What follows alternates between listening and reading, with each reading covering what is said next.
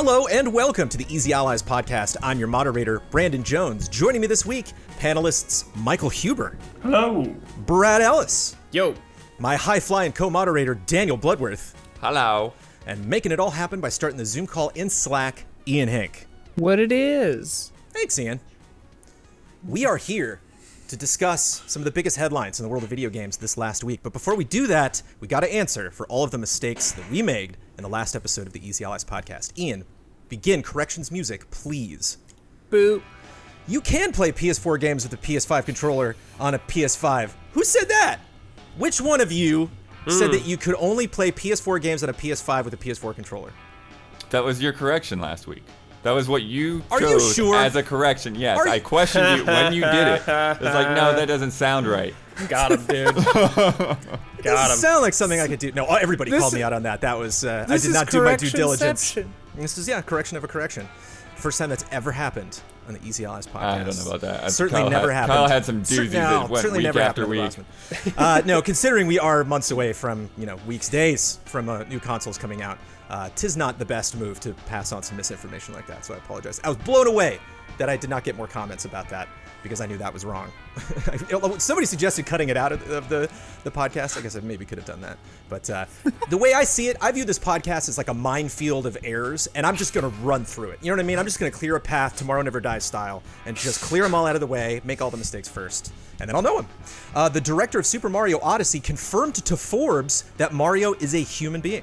So Are you according to sure? I thought according to- Miyamoto said something weird about that. I'm sure lots of people have said weird things, but the latest statement made was to Forbes I think by the director of Odyssey. The weird thing that was, or maybe not weird, but the unexpected thing that was revealed more recently is they were saying that Mario is Japanese. And everyone's like, oh, Mario's Italian. Like what? No, Mario's Japanese? Bob Hoskins will always be my canon. So That's what I said last yeah, week. it is what it's just how it is. Someone could be Italian and Japanese. That's true. Potentially true, yeah. People usually have True. two parents. True. According to Gary Whitta, Phil Spencer brought his own avatar to Animal Talking. Phil Spencer at least has that avatar, at least picked up the game. In my defense, I just said that sometimes they don't have them. I wasn't implying that Phil doesn't play. I think any kind of Animal talk Crossing. show, reality show, you need to be kind of shaken out of your reality a little bit, because I'm sure a lot of that stuff is orchestrated. But shout out to Phil Spencer for showing up, for flying over. Big boy Brad's Phil. audio had issues last week, which you wouldn't notice if you get this podcast on Sundays. Early access people. Sorry, Brad, you were quiet. There were some times where you were completely muted, and we were like, haha, good joke, Brad. But the early access people get that podcast 2 days early, but in a sense, you are also guinea pigs a bit, because if there's anything that goes wrong, it's like, whoops. Beta testers. Got time to, there you go. Got early access. Got time to clean that up before Sunday.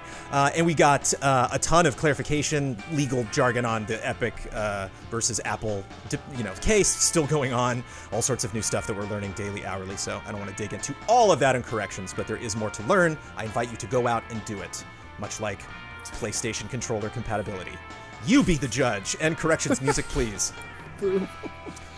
Time for a new game, y'all. It's not even a game. It's just let's just kick back and enjoy life, shall we? It's time for the Easy Allies podcast, Silver Lining.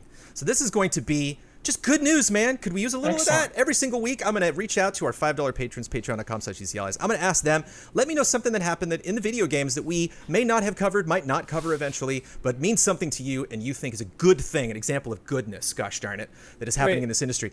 Ben Moore was Jones pushed to the limit last week because, season 2's coming, okay? Season 2 of Gaming Gladiators Well, I is was coming. just confused because I didn't know that news could be good. That's what I'm trying to prove. Granted, not many people submitted for Silver Lining. I did not More know. elephants born this year. I wasn't like, whoa. Hey, there we go. There it was. More elephants were born in 2020. Congratulations to elephants. Awesome. Moving on to news. From Good. Cody Spencer, the Fall Guys Twitter account announced the Battle of the Brands. Quote from the Fall Guys Twitter account: "The thirst from brands has been unreal, so we're turning it into something positive. The prize? Your brand inside Fall Guys is a costume. To enter, reply to this tweet with the highest amount of money you would be willing to donate to Special Effect," which is a charity that I believe helps gamers with disabilities. "After 2 weeks, the highest bidder will win. We will DM to confirm any boring legal paperwork, and then after they donate, we will post it publicly to confirm. If we decide that your brand is offensive, unsuitable, we will yeet your pledge out and pick the next highest." They even tweeted a reply at some brands they thought would be a good fit, calling them out. And it is hard as heck to track the current lead on Twitter, but it's gone past $100,000. And some people said, like, you know what, I got outbidded, but I'm just going to take that money anyway and just send it to Special Effect. And Special Effect is, of course, very grateful for this. But before we move on, I got to ask, okay, I got 500 grand in my back pocket. I'm dropping it in. What is the Easy Ally skin? What's it look like? Is it just red, white, and black, or what is it? Is it The Sophie? logo. Jeez. What is it? Sophie's Just the costume logo? would be nice, actually. Sophie, like pajamas, you know, like that look Yeah. like Sophie, but then it should probably say Easy Allies on it. I think like, it should be something brand new, man. The beginning of a new phase Yeah, is this good costume, call, dude. It's like bro. the Phase prelude 5, to yeah. it. Yeah. We There's finally something new. we finally changed the logo, Brad, but it's only in Fall Guys. Yeah. It's something. Yeah, start. exclusive design. It's the early access of the logo coming to easyallies.com in 2021, but you get the early access. You get to rep that in Fall Guys. Thank you very much, Cody Spencer, for a little silver. I gotta this say week. that whoever's running that Twitter account, you can kind of sense their delirium of having no idea what has happened to their life. They are Yeah. in charge and not at the same time. They are just hanging onto that steering wheel with feet flying in the air. An interesting news week, a short news week, and I wanted to get a little personal. We got some headlines here that I think affect some of us because they are the franchises that we have enjoyed or stuff that we are looking forward to. Ian, you and myself are very much looking forward to Bloodlines 2, which unfortunately got delayed. We did report that last week. Yeah. A new development, Brian Mitsoda was suddenly terminated as the narrative lead on Bloodlines 2. According to an email that he sent to Rock Paper Shotgun, which broke the story, he was fired on the 16th. He was lead writer on the game, and creative director Kai Clooney was also let go. From the game's website, this is a joint decision made by the leadership of Hardsuit Labs and Paradox Interactive, that is the developer and publisher. We appreciate and value the contributions of Brian and Kai, which were instrumental in establishing the game's storyline and dark tone, and have helped to ensure that we are making a true successor to the iconic Bloodlines. We wish them both the best in their future endeavors. When they delayed Bloodlines 2 last week, they mentioned organizational changes, quote, at the time. And I guess that's what this is. Ian, you played a lot of the original Bloodlines. I don't think I finished it, but I have spent time in that game. Mitsoda was the writer of Bloodlines 1, was the lead writer. Yeah. Did you get a sense that maybe there was one person that was steering that ship, or do you think this is a big loss? Where are we now with our excitement for Bloodlines 2? Well, from where I'm sitting, Vampire's always just had like it's always been steeped in that like whatever like the cultural collision of like The Crow and like a Nine Inch Nails music video. Mm-hmm. You know, I'm getting excited. Like, that whole it's just like living in that world, like the 90s goth, like just Blade. like Industrial. Yeah. industrial, yeah, like world and so to me it's like the just kind of the style always overrode any kind of one like voice, but maybe that was all because of that one voice, so who knows. But I don't know, the thing that's weird is they didn't give a reason. We have no idea. He sent an email to Rock Paper Shotgun. That this came as a shock to me is underselling it. I've worked on Bloodlines 2 for almost 5 years. The story and main cast were initially conceived in my living room. I helped develop the pitch for Hardsuit Labs and helped pitch the project to Paradox in Las Vegas. I've been in charge of the narrative since the beginning, working long days and sometimes weekends to deliver a successor to Vampire the Masquerade Bloodlines, and I've never been led to believe that I hadn't succeeded. Very obviously, I've also been involved in the PR and marketing side of things, even though it was one of the most difficult parts for me. So yeah, we don't specifically know the details, which is bizarre. Did they characterize it as firing or layoff? It just seems like almost like one of those things where like, here's the guy that makes the most money, take him out. I mean, he didn't know about it, so that, Rock Paper Shotgun specifically said suddenly terminated. So yeah, this was a shock to him. I'm really, it's kind of funny because I'm really excited for Bloodlines 2, but even since they announced it, I was like, there's like a 60% chance this game is going to just be garbage. Like, it doesn't feel like there's any direction for the game so far. It's been announced so long ago, and it's been kind of like simmering at the surface. It'll pop up every once in a while, but I still have no idea what that game plays like. Yeah. It just feels like kind of chaotic, especially with like, this recent information. Like a game to truly follow in the footsteps of Bloodlines 1, like it would have to come out like a little technologically underbaked, because like Bloodlines 1, like the load times were astronomical. It's not the prettiest looking game. Visually, it does not hold up. It's not the prettiest looking game. Yeah. I mean, I love it to bits, but just like, yeah, it almost has to be a 7 to like continue the legacy. But you look past those load times, you look past the graphics, you look past the difficulty of even getting the thing to run nowadays to get to that world, to get to the story, to get to play these characters. And here, the two people responsible for bringing that world to life, you know, in their own unique way on the development team, gone. And we know who's replacing the creative director, but the lead writer has not so far been replaced. Yeah. Huber, Writing is... Go ahead. Yeah, how important is writing? You're good at maintaining the hype, Huber. I'm hyped about this game. Do you get upset when somebody gets like booted off a team, or when you find out somebody's let go? Or are you just like, hey, that's their business. If they don't cite an answer, who knows? It depends. I'm like video game writers. I'm not as familiar with as obviously like screenwriters, but I do feel like it's so important, especially for this kind of game, because you were talking about kind of just the load times and the jank. And I think of the original Deus Ex.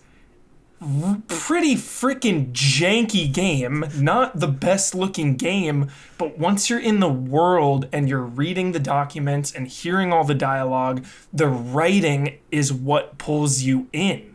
So it seems like a pretty big blow, losing the writer. But, you know, who knows the circumstances of this? Like, if he deserved to be let go, if there was some kind of shady thing, good riddance. If not, like he's saying, that it was just some sudden termination out of nowhere because they wanted to pay somebody less, then that sucks. Well, that's like, yeah, I've been trained, I think, you know, because of Me Too and everything. Like, my initial gut response was like, all right, the dude's a creepazoid, I guess, like whatever, like not a big surprise, I guess. But then the fact that he was blindsided and that they didn't state any reason makes me wonder, like maybe the company running it is shady, and they're like, hey, the writing is close enough, just fire that guy. We don't need him. We can fill the gaps with somebody else. Like, he did all the work already. Which would be real crappy if that, you know, if it's something like that, that's like real nasty. Yeah, I mean, just the fact that they were like complimenting them on the work that they've done, right? And, you know, acting appreciative. It just really sounds like, you know, a budgetary kind of decision more than anything, or maybe they were just clashing in terms of direction. And like, that's what I'm thinking it is. I think it's probably like a management thing. Maybe they weren't happy with the progress it's making, and it's taking too long, and they're like, okay, we got to throw someone else in there who can get this back on track, because it's not uncommon in video games for stuff like that to happen. Mm-hmm. He says, very obviously, I have been involved in the PR, and I don't know how very obvious that is. I can't assume that the creative leads on a game are very obviously going to be involved in any way whatsoever with that game's advertising. I could see big companies, you know, EA, like just passing off those games to, you know, either a large enough department that's totally outside of game dev that just handles that marketing. Big, though. They did have that thing. Sure, not necessarily for these Collective. companies, but just in general, the way these companies operate.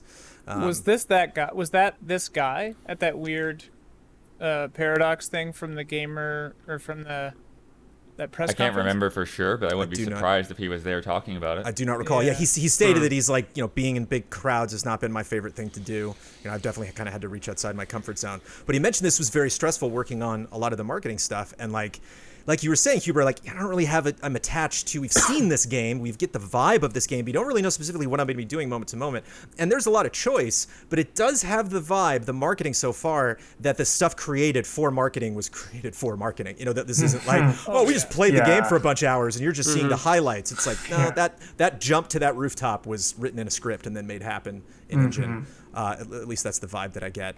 How did Brad? What'd you think of the marketing? I mean, is this, even if it's a game you're going to play or not, did it interest you at all what they produced so far? Yeah, I'm kind of interested in it. Like, the idea of just being in this, I haven't played the first one, but I assume this kind of open environment, being a vampire, like talking to people, making choices, is interesting. I think they just showed this game too early, or something dramatically happened in development where they had to delay it more because it wasn't up to snuff for what they wanted. Like, maybe they were planning on showing it earlier, but something happened, so it got delayed, so something obviously did happen, besides COVID or whatever. So, that's what I'm assuming what's going on. Ian, I think you and I are still on board. Is this going to hurt sales?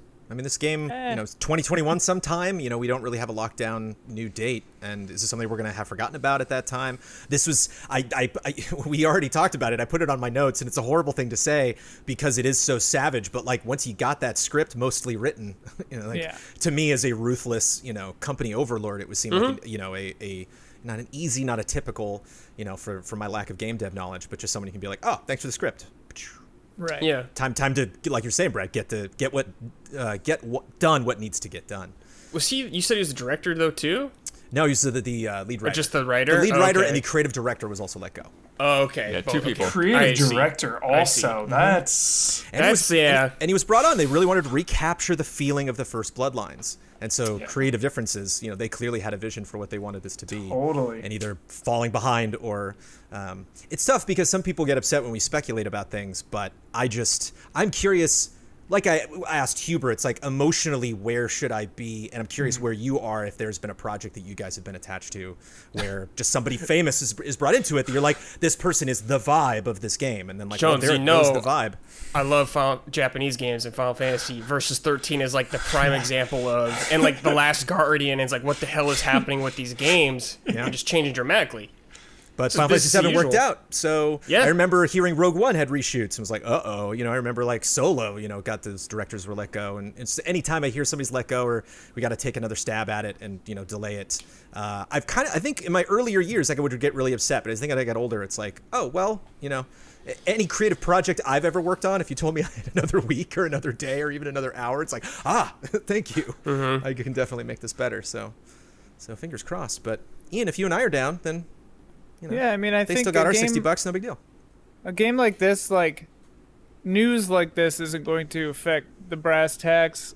Is just like when this game comes out, if it runs well, and I don't know, it's all just gonna like the game sucking or not is the only thing that's gonna affect sales of this game. The vampire game sucking. I see what you did there. Oh, nice. I still think when you have a sequel coming out, because it's 2 Vampire Bloodlines 2, I still think you should find a way to do a remaster or a re-release of the original to catch everyone up, because that game came out so long ago. Mm-hmm. So I feel like that's a missed opportunity. If it was you just need to hack it to make it work. Exactly, you got to mod it to make it run properly. So well, again, it was delayed, right? So maybe it could still happen. There's still plenty of time if they want to do something like that. Is that how much time that takes? If they had that decision today, could they still pull that off, you think, in 2021 Blood? I don't know if it was today, but I also wouldn't be surprised if it's been cooking for a while. Do you think the old game could find success in 2020, Ian, or sorry, 2021 if they dropped a remaster on us? Yeah, I'm a fan. I have not. Again, I think I played more actual World of Darkness, actual Vampire the Masquerade in the tabletop than I played that old game. But because just fun being evil. I always chicken out whenever I get a chance to play evil in games. I'm looking forward to seeing if I can finally stick the landing. They recently, 3 months ago, came out with a Telltale Vampire the Masquerade game. Not Telltale, but like a Telltale style game, like an adventure narrative choice. Coterie of New York or something like that? Oh, yeah, I think I do remember that vaguely. Yeah, came out a few months ago.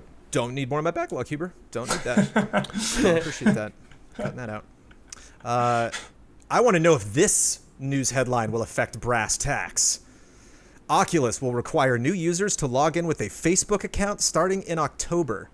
From the Oculus website, today we're announcing some important updates to how people log into Oculus devices while still keeping their VR profile. Starting in October 2020, everyone using an Oculus device for the first time will need to log in with a Facebook account.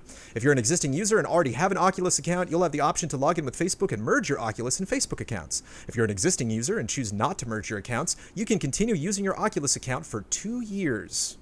After January 1st, 2023, we will end support for Oculus accounts. If you choose not to merge your accounts at that time, you can continue using your device, but full functionality will require a Facebook account. We will take steps to allow you to keep using content you have purchased, though we expect some games and apps may no longer work.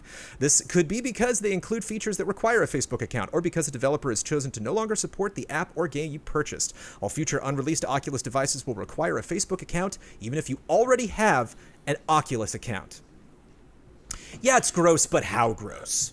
It's more annoying then gross. Okay. And we many, don't want... Many people on the internet would disagree with you, Huber, but I want to hear this. We don't want to be annoyed. We don't want to be inconvenienced. Just let me use my existing account. I don't even have Oculus, so, I'm speaking from someone out of this race.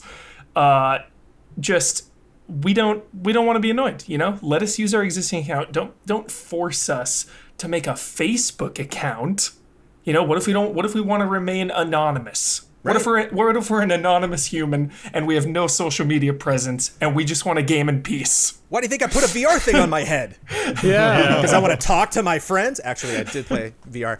True story. My Facebook account was attached to my GameTrailers.com account, which good luck getting access to that. And so I've not been on Facebook for a very long time. And I wanted to play Oculus Quest Star Trek Bridge Crew with my buddies, and then got into the cockpit, and they were like, "What's your Facebook login?" And I was like, "Fine." And then I went and just made a new one and played multiplayer with them. So I already had this barrier because not I wanted the game to work, but I wanted, like they were talking about, this functionality to work, and I just did it. Should I don't know. Should I have complained? Should I have made a stand? Should I have not done that? I mean, what is it? What is it helping? Are they like? Does it help them on the back end by getting rid of that type of account, so they're saving nickels and dimes it helps them somewhere? So they can say there are more Facebook users and they sell more exactly ads. That's true. Yeah, they're like, we own this. Why not make them? But use it is a But how separate many Oculus database owners that they'd have to support for sure. I'm wondering how many Oculus owners don't already have a Facebook account. I'm sure it's probably plenty. A ton, 30% or something. 20%. Yeah, everything counts, I guess, for them. I mean, Yeah, it it's just seems weird. really annoying. It's a weird move, but at the same time, it's like, well, do you need a Steam account for Index to work? Not, do you? That is an excellent question. I'm actually not sure on that. But it's like, if Facebook gaming actually starts to be something and isn't just some dumb thing that sucks, then Facebook maybe gaming, that's what Ian. they're trying to do is integrate Boosting that and the numbers. they're trying to make it like a hub like Steam or something, but and they're streamlining it. They're even selling it Yeah. that way, where they're like, oh, it's just one password. It's all you need, and then you get access Right. to all your Oculus stuff. it's Look just at all weird, the things Facebook gaming provides. the whole Facebook gaming and the whole Facebook buying Oculus thing, it just seems like a non-starter to me. It's still very weird. I don't know. Well, in a lot of ways, VR is a non-starter too. Yeah. Jones, Yeah, what's that's what I annoying mean. about it? What's annoying about it to me is I use Steam. I like using Steam. I'm fine with logging in for the index or whatever, but it's like I don't even know my Facebook stuff anymore, man. If I don't log in, it's like shit, man. I don't have to go dig through that. It is obviously it's a very small issue and very a hassle. But it's like, man, it just takes little things to build up for you not to want to use that. Sure. Well, you say it's a small issue, but it's not like VR. It's like, wow, this is probably not going to have an effect because VR is so huge. Everyone owns an Oculus now. Right. The sales of VR games are just astronomical, and they're getting better, and there are successes in the industry. But I don't know if VR can afford to gate their community Right. or drop That's news the weird like this. thing. Yeah, it's like why put a dumb barrier? It's like you play in your console games, man, or something like that. You're just So like, ugh. annoying, dude. Exactly. So That's exactly what it annoying. is. It's the same thing. You're just like, ugh. I don't want to be What's annoyed. funny is didn't PlayStation got rid of the ability to sign in to Facebook through the UI? I don't know, dude. Because they're starting to be a competitor. Yeah, I don't know. So Could this weird, be? Ian, you bring this- up a good point with Facebook gaming. Could it be leading towards something like one move? This is the move before another move. I mean, I hope for their sake I it think is, and it's they're a- not just being dumb. I think But it's a series of small moves. yeah, the other thing is this just further solidifies Oculus in my mind as being a corporate shill product. As soon as Facebook bought Oculus, I was like, okay, Oculus is done. They're not a serious entity in the VR realm anymore because they've got this overlord that isn't a gaming company. Obviously Index has an overlord, but at least that's Valve. So it's just it's weird. When they were purchased, Palmer Luckey said you will not have to sign into Facebook to use Oculus. 6 years ago. Denied. 6 years ago. So Gotcha. Got him. Gotcha, Get him. Palmer. that's what it took. But at the same time, part of me it's what, Facebook was creepy? Facebook did a thing that, is getting in the way of people enjoying something? That just seems like classic Facebook. So I don't know how surprised I am. I don't know.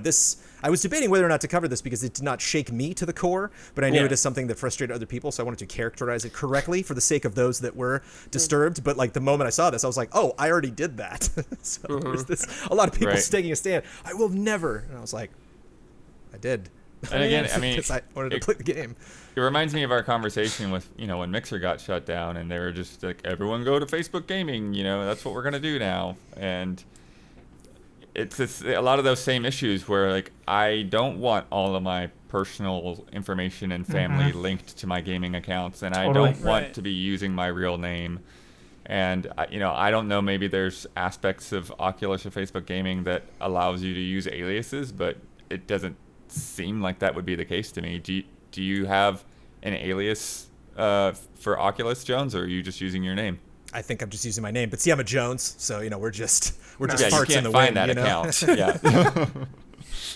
Yeah, well, that's another question too, because like my Facebook, I've got locked down. Like, you can't talk to me or send me a friend request or anything unless you are a friend of a friend. Lock it down. And it's like, how is that gonna like affect matchmaking in a game or something? Right. Or if you want to play with certain people, but you don't want them to see your photos, Right. Like, yeah. Which, of course, maybe none of that is a concern. I don't know. Maybe it is a separate. Issues like this are always like, they're sort of cut and dried for me because it's just like, do it or don't. Like, if using your Oculus is something you want to do, you already have it, then you're screwed. You got to do this or not use it. Like, it's a false choice, Right. It's either it's like the Ulus, do it right? or you don't.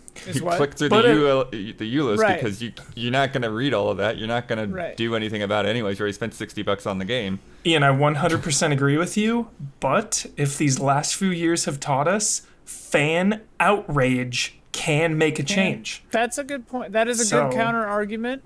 To If enough Facebook? people are pissed. To Facebook? Facebook maybe won't change. Yeah. Well, are they gonna bat an eye at this? Do you think there's anything on the horizon on Facebook's battle plan that like is because it'll make their user base happy, or is it just literally all? Right. Right. Are they gonna be like, here's the yes, thing that- but we're gonna make a side-scrolling Castlevania, and we're like, oh. The only thing that Facebook responds to is money, and so it's like, if advertisers started being like, no, don't do this, they would listen. Like, that's what it took for change to happen before. And it's like, so like, sign all the petitions you want. Like, Mark's not listening. Like, Facebook is tired and heavy and old. Totally. He's paddleboarding or in court, one of those two things. Which one, Palmer Luckey or No. Mark Zuckerberg? Zuckerberg. There's got to be a hit on this. I mean, maybe it's not substantial, but there's no way I see this announcement bringing more people to Oculus, creating. And again, it's just, there's going to be whiplash on January 1st, 2023, when it's just like, wait, what happened? And it's like, where'd my account go? And it's like, now you got to go full in. Like, we did give you 2 years though, but it's just like, I think the most of that whiplash, Jones, is going to happen in like March of that year. Because it's going to happen to the people that aren't using it all the time, right? The people that use it, around Christmas and everything, they're going to get spammed with all these notices and like, you've got to change it. You got to change it. Those people that use it like every 6 months or so are the ones that are going to get blindsided. Did you just subtly suggest that VR has a 3 to 4 month relevance cycle? Like, if we're lucky, 3 months from now, we'll be talking about just one other VR game. Again, nothing against, VR. I've just played some, I got 2 Oculus systems, within arm's reach. It's just, Must be nice. Must be nice. I hoard them all. If you need the VR, you talk to me. But I just, it's interesting. It factors into stuff we talked about last week, but just the fascinating strategy of knowing you're going to piss off your fan base, but doing it anyway, because at the end of the day, you're going to make more money. And that happens a lot. I just want a name for it, and I want to be a fly in that room when those decisions are made. Capitalism is the name for that. It's a specific form, though. There's different spices of capitalism, Bad and worse? Oh, there's so many degrees. If I can just, and we will get to all of them if you continue listening to these ELS podcasts. And now, a word from our sponsor. Whether you're working from home or working on your fitness, you want what you're listening to be what you're listening to, not what your family's listening to. Everyone needs a great pair of wireless earbuds, but before you drop hundreds of dollars on a pair, check out wireless earbuds from Raycon. I just want to say, what I'm going to do immediately after this podcast, taking Sophie out, the dog that is on Ian's shirt right now. Taking Sophie out has been my saving grace during this pandemic. I know it can be scary going outside. I know even just in your neighborhood, there might be freaky people. Sometimes I'll take Sophie out. Amanda usually does the 5 o'clock walk, but sometimes I'll walk out and I'll hit an intersection. Not even kidding. There's like a dozen people with like 20 dogs. I'm just like, But those walks are absolutely fantastic because I listen to lots of audiobooks and I listen to lots of great albums with my Raycon earbuds. They're super cozy, easy to charge. Keep them right there.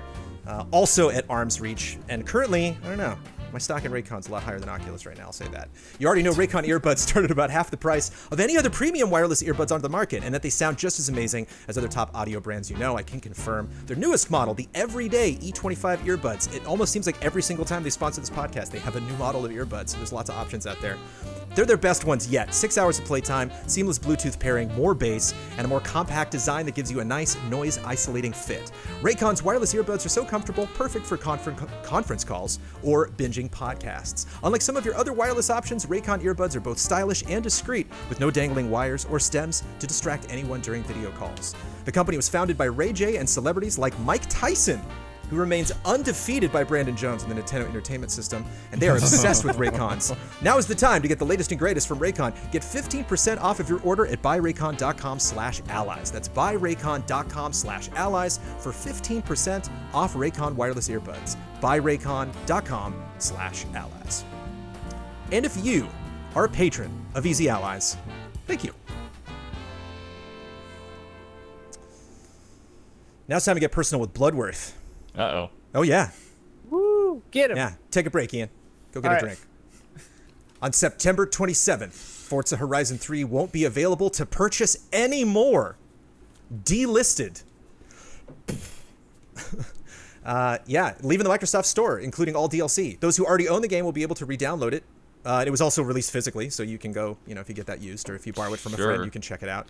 Probably can't get that DLC physically. Can't get that DLC. What's going on here, Blood? Most likely it has something to do with car licenses or short-term contracts, but it's I was still thinking music again. well, that's another actual potential player for sure. But yeah, it's real. It's real weird. It's real sad. It's really bizarre that they're not thinking longer term with those contracts, that they don't want to deal with making them happen on a longer basis, because it's almost like making these games feel like they're replaceable, right? Yeah. And you could With Forza Horizon 4, but that's an entirely put the 3 on the different shelf location. and I got the 4.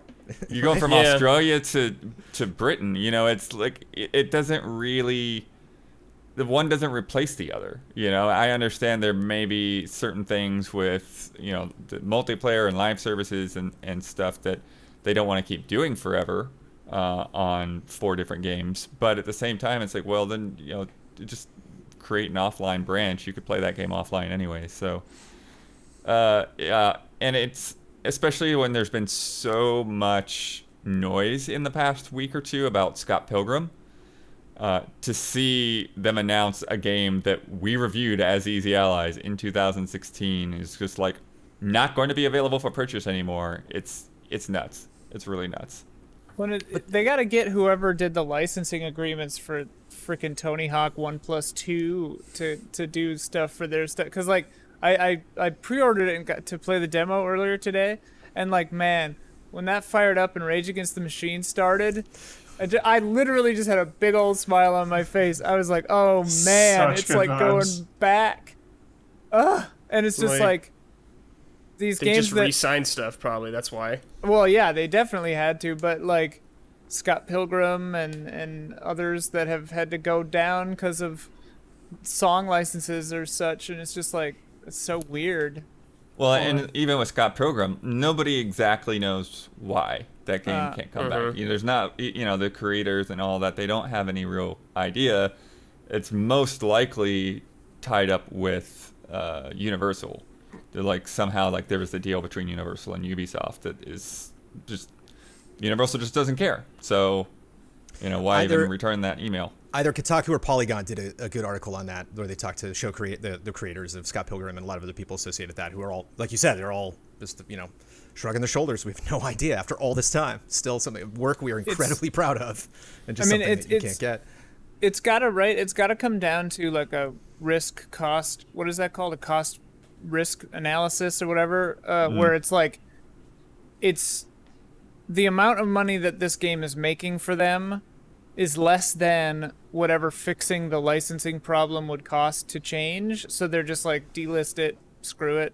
Like, Right. Dude, if you release Scott Pilgrim now, it would blow up. oh, yeah, Well, because it's maybe been that's the gone play. forever. Yeah. But in the case, I think It's like the Jones was Disney kind of Vault. right. Like Jones was teasing, but like in the case of a Forza 3, Forza 3 is not Scott Pilgrim. It's not a singular entity. Like, it's just the one before 4, So But it does it's feel not. more- I mean, it's almost like like you could say the same thing about Halo, right? It's like I would indeed say this. But there's no delist all the continual Halos. story, Blood. that's It's what I still like a mean, yeah. sports game. It's still like a Madden 18 or 19 or an MLB The Show 17 or 18. Like, And the different yeah. location argument is good. Motorsport, For sure. I could see that argument because Motorsport goes to a lot of the same tracks. It uses Sure, a lot of the sure. same things. But Horizon is an entirely, it's For sure. just an open world game with cars, essentially. Yeah. And so you would think that, there would be some kind of fix. Like if it was music, like then okay, well then, Just take that song out. Take those music out, that music Yeah. out, which I think is probably why it's more likely the cars. Yeah. And I wouldn't be surprised if it has something to do with the DLC cars too, because people spend all that money on those things individually. Porsche licenses in particular had to be sold separately. So yeah, I really think it most likely comes down to how much they had to manufacture, or not manufacture, how much they had to negotiate with those manufacturers in order to get that number of cars into the game. And so they're like, well, we're going to make a new one every other year anyways. So Yeah. They don't Yeah. care. Like, why? They're just moving forward. Yeah, they're with everything. They're buying up all these new studios. They're dropping new franchises on us. They're thinking about tomorrow. Buy it It's now Horizon if you 3 is want it. An old game. Hey, it's on sale, baby. $9 buy it. currently right Buy now. it. Standard edition. Currently on sale at the Microsoft Store. How perfect Nice. is that, right? Brutal. You think to yourself, oh, I didn't get that, and there it is. Is that on Look Games at the Pass? discount. Game Pass? I don't. I would guess that it cannot probably is say. since it's first I don't know party. if the DLC is discounted either, but the standard edition is $9 right now. If this is news to you. $9, live it up. $9. Does this overshadow anything for the franchise for you, Blood? Does this make you, salty toward the next Forza, or maybe even just other stuff that team is working on? Not like Fable or anything, but just just in general, I mean, kind of it's like not a thing with the Microsoft's team, vision for right? this. Yeah, it's just Microsoft not wanting to. Again, it's like that sort of like you were saying, like this cost-benefit analysis. Like, do we want more cars in the game, or do we want the game to last longer? And they're like, just put more cars in the game. It'll sell now, and we'll sell another one later on. I am curious though, with them talking about Forza Motorsport as being more of a platform, like a games as a service type of thing, and Halo Infinite being as more of a games as a service type of thing, whether that kind of stuff will change with Horizon as well, to where like Horizon just becomes this big thing where like, okay, rather than getting a new Forza Horizon, you get another country or region or something like that, and then this stuff all becomes, like it lives in perpetuity. Clip this, dude, because that's happening. Draft your tweets. Well, and then would they have to, like, you said the Porsche licensing is really difficult. Like, would they then have to, like, cycle those cars out or something? I guess they'd have an ongoing deal where they would just keep rotating the newer models in or something. Oh my Yeah, I god, you don't- want to talk about battle passes and seasons? yeah, dude. Having Yeah. specific cars tied to time-based seasons? Oh my god. Yeah, Porsche season. You could test drive the new whatever, like, right when it comes out or right before it comes out. Yeah, I mean, it is a marketing, Well, genius. Jones and I have been playing Flight Simulator. I mean, there's like a single plane in that you have to spend $30 on. I saw that. That's so weird. Wait, what? $30 for a plane? Yeah. And, Sorry, like, is you this could- game free to play? It's if you on have Game Pass. How much is it though if you don't have Game Pass? 60. Yeah, I think it's a regular full price game. Oh shit! And like that one playing for 30 isn't the only thing. Like I saw that and I was confused at first. I thought it was like in-game money. And Can you make in-game money? Like, no, I don't think so. It's Wow, just dude. real money, and you could buy airports and towns and like better details for airports you already have. I'm just like, what's happening? Like what is landmarks. this game? Landmarks don't really, show up in some Sounds cities, like but a that's sim how- situation. But it right? is in line with Flight Sim. That's how Flight Sim has always gone. If you go back to the old shout out to a video we recorded this week from Daniel Giesland, who is an actual pilot, and he said, what was the last Flight Sim came out in 2006? Yeah, He said, Microsoft Flight he said the Simulator. store is just Yeah. jam packed with just all sorts of little For tiny like things that you 30 can add to it. bucks for a plane, dude. Yeah. Calm Well- down. well, like, the- make it like 5 or something. God. I wonder. I was thinking about that. Playing Brett, 'cause I was Fortnite, like, dude. $20 skins. Like when you get in Speaking The of plane. Witcher, Blood and Wine in this or something. Like, jeez. I was wondering because they're so realistic and like you can use them for like actual training. Oh, so I'm told that like I wonder if that's why they're so expensive. It's similar. It doesn't log. There are simulators you can use that you log you official flight hours that you can actually redeem, like college credit. You can be like, wow. I kind of flew to some place. Apparently, this is not there yet, but Oh, okay. I thought might it be. was. Yeah, Okay. but it's like. I'm then so glad I target- can correct that. Thanks. That's interesting. Text Yeah, I Giesland know. and tell him thank you. I can back up. It never happens on this podcast. I'm always This is wrong. marketed as a video game, right? First Not and foremost. exactly. It What do you is. mean- It what? does say Xbox Game Studios at the It's front, a but simulator. This had But- an E3 trailer, yeah. baby. It is a video game. So it's a training thing and a video game. So they're It's- like, oh, $30, baby. it's not I'll let really her a fly this training plane. thing. But yeah, I mean, it it's- reminds me of Star Citizen. We have a lovely member of our community that contributes occasionally to our community showcase, some Star Citizen screenshots and footage. And he has friends that are like, I just spent $200 on the ship. And dude, And I'm like, he'll show me a picture. I'm like, that's a cool ship, you know. Yeah, And again, it's video games, man, If that they're- $200 is worth enough to you as 3 other games that you're like, I dude, know. 6 months from now, I'm still gonna be playing Star Citizen. It's like, cool. Then, invest in the ways that you want to invest. God, dude. You It's got just it. like, it's bad when I compare it to other things. Sure. Like, I know it's a different game, it's like a separate thing, but like, god damn, dude. $30 to fly a plane in that Yep. compared to something else? Yep. Shit. You got to get How up pretty many- early in the morning to put a shiver down my spine when it comes to microtransactions. Yeah, I guess I'll so. tell you. I guess, yeah. You make those. You make I'm those too old plays. for this now. Forza Horizon 4 is on Game Pass, not 3. Oh, 3's not even on Game Pass. Not Dead for game, PC. dude. Not for PC at least. But 3 is only $9. $9. Yep. That's 9 months of. Oh wait, no. It's That's only $1 cheaper than first the month. plane in Flight Simulator. Yeah. That's Cheaper than true. plane. Dude, Way you can buy it for cheaper. you and 2 other friends. go. You can buy this Go whole driving game. together. Buy it 3 times, then it'll go away in a couple of months. We had a bunch of independent games that were announced and a ton that were dropped from Nintendo this week. Shout out to Damiani and Ian and Bloodworth that got up for that. We had shadow drops, baby. I want to talk really briefly because So if you many. can check out our reactions and you can also check out the latest episode of Friend Code. Sell it. YouTube.com/EasyAllies if you want to go check out this other stuff. But Sell it, John. I got all you here. I got Brad. You own a Switch. Huber, you own a Switch.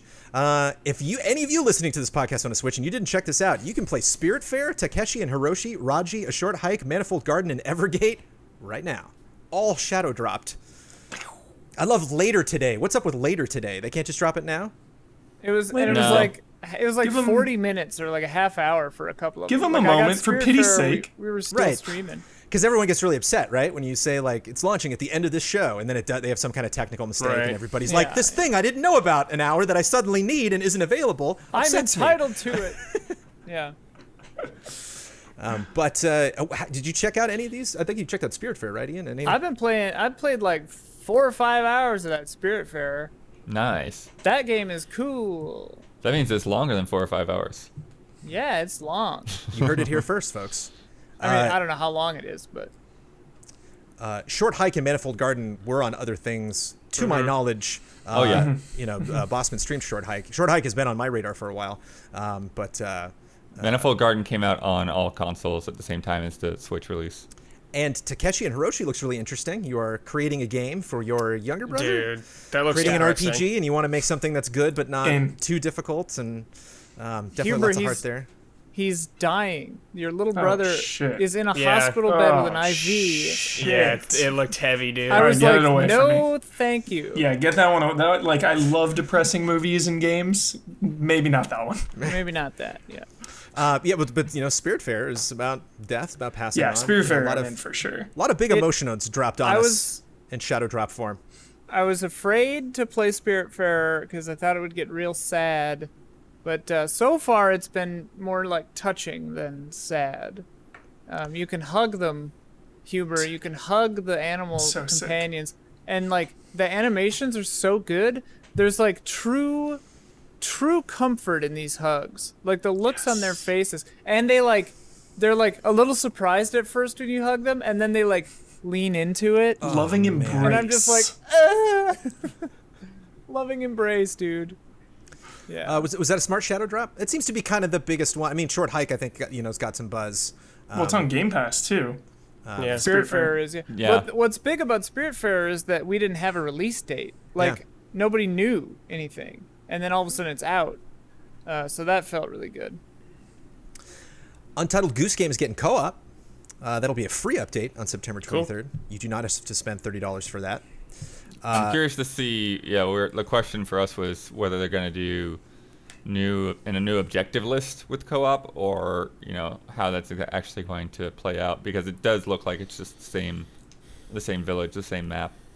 It's got to maximize that speedrun potential. Now you can finish that. How long do you think? 2 players? Dude. What, like 20 minutes? It's going to take longer for 2 players. I'm wondering what the. Yeah, you can't just distract. It won't be. You can't just kind of pull. You can't kite your Pull enemies around. aggro. Yeah. I'm sure that you can, but I just see people are just going to get in each other's way a lot quicker. All right. Well, He's saying speedrun. the current. They're gonna be on Yeah. the same wavelength. Yeah, dude, drift compatible. Brad and Yeah. I'll speedrun that thing in 10 Dude, minutes. I didn't even play it yet, so. I want an AGDQ co-op Untitled Goose Game. Well, they've done the normal one. The current any percent speedrun. Guess how long it is for 3 Untitled minutes. Goose Game. 20 minutes. Okay, That was my original guess. Yeah, 20 minutes. Brad. 15. 15. Yeah. 2 minutes 32 seconds. Bloodworth takes it. Yeah. my. I don't know anything about that game. I mean, we beat it in a stream. Yeah. Yeah, I First beat it in playthrough. 1 or 2 sittings. Oh, then it must be real short and easy. Oh, 2 minutes 9 seconds, according to speedrun.com. Forgive me. Crazy. Hypnospace Outlaw, which is a website explorer game with mouse and keyboard support for the Switch. For Which is fascinating. Do you have to get a special mouse and keyboard, or how does that? No. USB. USB on the dock. Yeah. It's been out on PC as well, that game.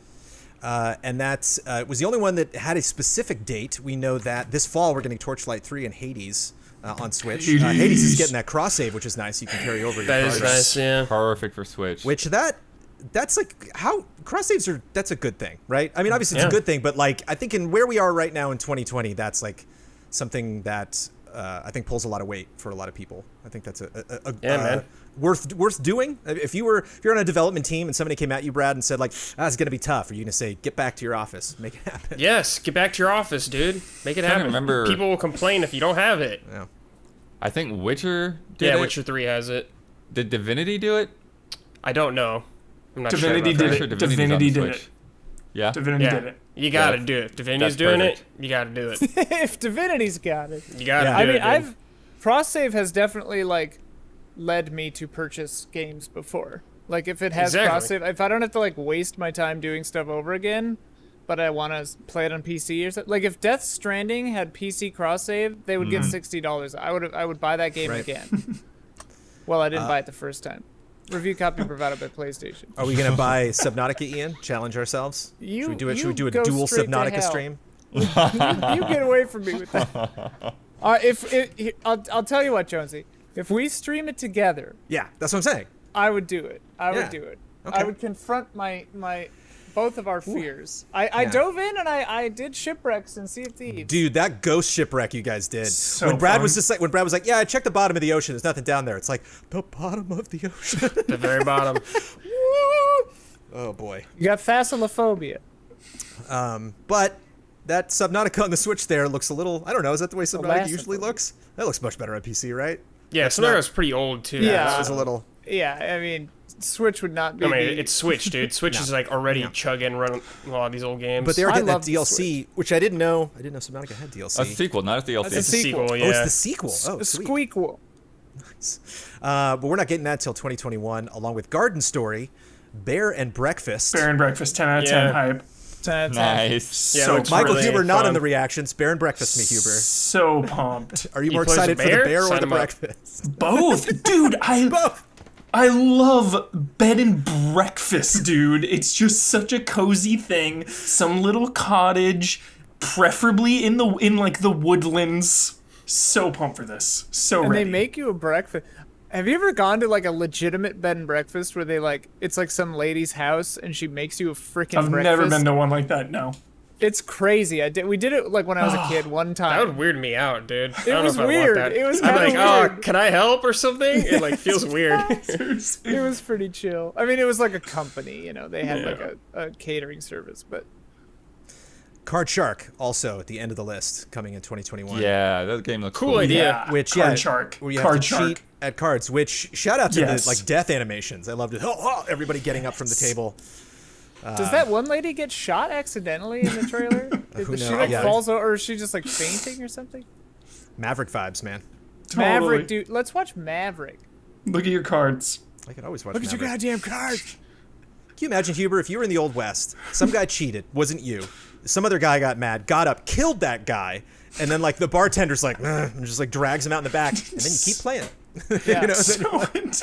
how many hands until you get up and leave, Huber? Or are you just like, nah, I gotta make my Well, money dude, back, it's so intimidating because we played growing up some back alley poker games, and if someone is losing and you're winning, like it's bad form to get up and leave. Yeah. You kind of have to give them some time to win your money back. So like, I'd be like intimidated to leave. Did your back alley poker games lead to your illicit streetcar racing I was career? gonna say. Did you like Separate. earn a pink Separate. slip in a poker race No. match and then Separate. that? Okay. What kind Totally of separate. bizarre ass Orange Man. County illicit youth did you have, dude? I know. It was right at the poker boom. Putting the Hey, pieces dude, you worked together. your ass off for that car. I remember, Yeah, I did. man. Pulling double shifts. Yeah. Big time. You Stephen understand Beaumont the from- value of hard work, Huber. It's I true. respect that. Thank you. Stephen Beaumont from Patreon adds, the fact that Nintendo gives us the spotlight to games like Takeshi and Hiroshi is a testament to their open arms toward indie games. Had the game just been a small icon in the eShop, it may have been overlooked. You can count on it. While the abundance of indie games on the Switch can be overwhelming at times, the marketing teams that handle the Nintendo Directs do a great job of highlighting the gems that you should keep an eye on. Do we agree, panel? I mean, I feel like any company would highlight indie games like that. I kind of They agree, do that. Brad, yeah. It's just like Nintendo's like filling a space right now, and indie games are always a great thing. That's why when you see new consoles come out, you see like the big like Sony and Xbox like backing indies hard because they're nice and they fill the gaps. Yeah. A few AAAs, but you got a bunch of sweet indies to fill the space. It's just that's what happens. Totally. John Vignacchi was tweeting about that. He's involved with that stuff now, Vignacchi's right? one of the Yeah. people. Yeah, I wasn't going to Yeah. say it, but Like I think out. they're doing a great job showing them. shout out some Disney Infinity alums. I'll do It's it. nice to see like these directs and everything, but Yeah. like they're not the only company to do it. On the Well, Nintendo sends out these emails every week, every Thursday about all of every game that's coming to that eShop. And I'll tell you what, there's a lot of shovelware. Yeah. So Oh, yeah. them filtering out the actual good games from all of that every week, that's definitely a job that definitely takes somebody to really be looking through a lot of different games Dude, beyond they should just approving hire them. Kyle for that job. That's like his dream job. Like finding like bad games and saying which game is better. That's like his dream. Yeah, they have a direct called "Hear Me Out." It's the Kyle Yeah. Bossman "Hear Me Out" direct. Just give me 5 minutes, and you will enjoy this game. I think we're also, correct me if I'm wrong, waiting to hear what the hell we're supposed to be buying on our Nintendo Switch come November, December. Bakugan. Not a lot of stuff. Bakugan. Okay, not a lot of stuff on the horizon there. There's some remaster. There was something coming. Pikmin. There's Mario. There's Pikmin 3, Pikmin, that's right. the Wii U version. Dude, when they announced that, I thought it was Pikmin 4 for a while. Then I found out it was just Pikmin 3. I was like, oh, all right. But if they keep rocking these shadow drops, will you be Yeah. happy, Ian? Are you like, do you I need mean, I that love- big AAA platform? I love these. Well, there are rumors of an actual direct, down the line a week or two. So who knows? But There's rumors yeah, that are going on for Yeah, years. everything. Skyward those Sword rumors are always rumors. But it's I don't know. I mean, there's a ton of games to play anyways. Yeah. So. Unlimited. Dude, Devil May Cry 1 is installed on my Switch right now. Every time I go Yeah. through that list, I'm like, What? one of these, because I never beat it. Sick. So I'm just like, yeah. And I was frankly quite bad at action games of that caliber at the Well, time. So who knows? It's pretty stiff nowadays, so you'll be just fine, dude. We'll see. I'm really good at Devil May Cry 2. Really, really good. Isn't everyone good at Devil Yes, May it's Cry not a 2? hard game. Yeah. Thank you. Thanks for the setup there. Ebony and Ivory, the whole game. Just Yeah. stand there. Killing bosses off screen. Good times. Yeah. Hey, wait, Blood, have you seen the anime Redline? Yeah, well, we talked about that the other day. Oh shit. Okay. We did? Yeah. Was that? Wow. Yeah, and the stream last night, I think. What? Yeah. I have no memory of this. Never mind. Keep going. Talking about F-Zero and all that stuff. That's what Oh, grounded yeah, will do to you. yeah, Yeah. Look, Nice. it's been. I'm real tired. That's It's what been a long giant insects and base building will do to you. Yeah. You guys bonded. You didn't have Ben or I to back you up. week. Dude. Wait till you see the base. Yeah. You just did you just DM me, Blood, or something? You're like, base is coming along well, and like Yeah. good. It's looking great. I'm so We put in a connected. basketball hoop. Yeah. We've got a basketball hoop. Really? Yeah. I mean, this first person I could see. Yeah. You Oh, can I throw can't wait. pebbles through it. No. Also this week, 7.5 million players grabbed a Total War Saga Troy on day one. It was free on the Epic Game Store. Me. I was Snatch one of it those up. people, yeah, for Yeah. sure. Give me that Might as free well. game. Why the hell not? Snatch it. Yeah. Am I going to play it? I don't know. Did you Yeah, get it, Ian? same. Which Oh. game? Sorry, my A Total internet War crapped Troy. out. A Total War Saga Oh Troy. yeah, I got that. Nice. Never Snatch it gonna up. play Get it. Who didn't get it? Did you get it here? I did not. I did not Oh, get it. blood. I didn't get it. Bloodworth. I didn't get it. He was too busy watching Redline, the anime Yeah. movie. Ashraf Ismail, former director of AC Valhalla, officially fired from Ubisoft. He was removed from the game. He no longer works at Ubisoft. Ghost of Tsushima Legends announced a free co-op multiplayer experience.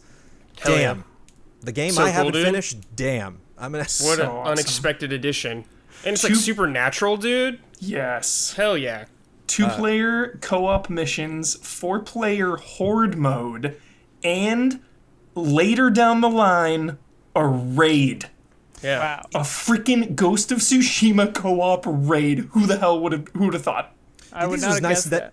Do you think it was nice that we didn't know about this at launch? Do you think it's fun to Yeah. just drive I think this it's really instead of fun, like, yeah. hey, invest it now and it's coming later, like a Red Dead Online situation? Where you're 'Cause like, it's oh, thanks for free. It's especially. so awesome when you finish a game you love, you know, especially Ghost of Tsushima. It's like, oh man, that was so fun. What a journey. Oh, but it's over. It's done. Okay. And then it's like, haha, guess what? You get to come back and play a completely different way in a couple months. Well, counterpoint, So I could cool. be like, no, I'm moving on, dude. I sold that game. It could be. Yeah. I got my used games bucks for that. Omar's obsessed with that game. He loves Nice. So great. I still need to start it. Yeah. So I need fun. to, yeah. Blood and I will play it eventually. And Mass Entertainment closing its doors, who worked on Terra, the MMORPG. A Euden Chronicle passed $3 million on Kickstarter, more than any other Japanese product, according to them. Wow. I did not research all of the Japanese products on Kickstarter, but I will take their word for it. According to Sega, they will now aggressively focus on PC ports after recent strong Steam sales. Almost everyone on this podcast nodded strongly when I Yes. said that. Yes. Thanks, We're Persona. excited. More gold. Thanks, Persona. Took off. Yeah. Yeah. So what do we Put want? What's the next Skies thing? of Arcadia. Put it on there. Ooh, That is very good. That's Put it on there. yes, but Rwanda. not expected. Do we think? not expected. It'll One come. detail from this, Wow. It'll though, come. I would. That, That'd be uh, fantastic. one detail that they said in that statement though is they were also talking about like making sure that they get PC versions like in the pipe quicker as well for the games that they have coming up. Great. Yay. Yeah, good news all around. Baldur's Gate 3 coming to early access on September 30th. Stronghold Warlords delayed to January 2021, which Ian Hank said was smart. Delay it. Yeah. Take Delay your it. time, boys. You need the time. Take it. They're also going to take their time with Deathloop, which we're not getting until 2021. Which again Yes. was not. It was a game I'm excited about, but not something I'm like, neat. Yeah, we a haven't co- seen too much of it yet. Right. So. I think it's in a That- good place to. It hasn't shown. That much. I'm not surprised, but that one's on my fantasy league, so I'm taking a 0 Oh. for that one. Can't drop it. Also delayed Sports Story, the sequel to Golf Story. No new date. That happened right before that Nintendo Direct. The Firewatch movie is being picked up by Snoot Entertainment. So weird. Snoot What Entertainment. the hell is that? I already Snoot? played the Firewatch movie. Bazinga! Oh, bing! Pew pew pew. Well, I'm just, I'm happy because it feels like we're not getting any television or movie translations of video games nowadays. And so I'm just happy somebody's finally making it happen. I could have gone on with this, but there's a lot of news happening, and there just wasn't anything specifically that I thought we could necessarily bring to the conversation. But former Rocksteady employee asked for their name to be left out of the Suicide Squad credits, which stands on top of all sorts of weird things that have been happening at Rocksteady, accusations that have been happening, a very bizarre PR release from Rocksteady being like, look, this thing that we wrote was totally said by someone else who said we're fine. And you're like, what evidence do I have that anybody said that beyond just you writing up a PR statement? Just so fucking disheartening, Jones. Sure. Like, this is not what I want to hear. Same thing with Ubisoft. Same thing with Ubisoft. Just pure depression. Like, can't trust any game studio anymore. Like, what the hell is going on? And this, we know this news coming into, on the next week's podcast, we will be talking about 2 brand new Batman games, one of them made by Rocksteady, or games I'm assuming Batman is in, or at least in the world somewhere. So it is a opportune time to be talking about this, because this is something that, will potentially hit Rocksteady where it counts. But there's just so much news, so much more information coming out about this. So developing updates on that. Laszlo Jones left Rockstar Games, who, if none of you are familiar with, was very involved a little bit in the Red Dead series, but very much so in the Grand Theft Auto series. He's always on the radio, and did a lot of fun things at the studio. Worked there for 20 years. Is now just working on Disney and Netflix shows. A lot of people are leaving Rockstar, but this one seems kind of jolly. Sure. It's like, go make those Disney and Netflix shows. Florida landmark Coral Castle. Have you ever been to Coral Castle, Blood? No, never heard of it. Never heard of Coral Castle. The fact that Blood has never heard of it may speak to the possible success of this case, but they're suing Epic Games over a castle in Fortnite from the new aquatic offerings that Fortnite has offered. Apparently one of those things Lol. maybe a little too close to that Coral Castle. Like, why? Like, so ridiculous. Just good luck. trying to get some of that Epic money, trying to get that 'cause, Fortnite fame. Hoping they'll settle and just give you $1 million and Yep. The next Call of Duty is called Black Ops Cold War. Yeah, Call of Duty Cold War, Call of Duty box arted or Black something. Ops Cold War. We got a teaser trailer for that. Hitman 3 will be an Epic Game Store timed exclusive. How you feel about that? Yeah, Hubert? that was a weird one. I have it on console, so it doesn't affect me. But I mean, that stuff's annoying for people. That's a whole thing. People don't like having to go to Epic Game Store. Cash and checks, baby. I see both sides of it. I see it being annoying if you want your games on Steam. At the same time, I see, studios taking advantage of that to get their game out to They more need the people. They need IO the funding. needs funding. Exactly. Yeah. IO is not Sony or Microsoft, so I get both sides.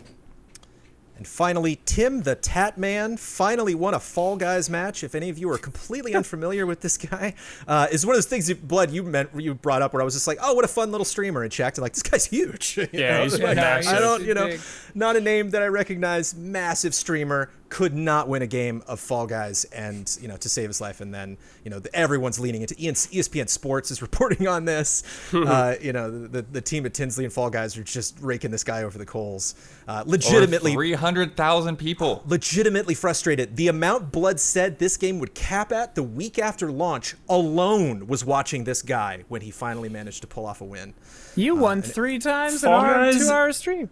Let's not. Okay. Fall Guys okay, is we don't so need to- brutal now. Have you guys played lately? No. No. It got It is tougher. I played. Ruthless. Oh, because everyone's so better. ruthless. Because everybody knows it. Yeah. The people attack you now. They'll bump you off. Like, it's no longer kind of everyone Although I kind of did figuring see- it out going. It's people bump you. I think this was It is Kotaku. nuts. One guy got AFK, and it was on those one where like the cherry and the orange, you have to know like what thing you're going to stand on. Yeah. One guy clearly went AFK, and somebody else pushed him over, being like, "Oh, get him on the Nice. platform." So like they Nice. helped him a little bit. I'm That's sure that's funny. an extremely rare case. That's funny. You got 60 maniacs so running around. intense But, now. and again, it's one guy winning a game of Fall Guys is pretty mild in terms of headlines. But 2020, man, it was just a really interesting, Crazy really year. interesting moment, and especially that What the hundreds heck? of thousands of people were watching when this actually happened.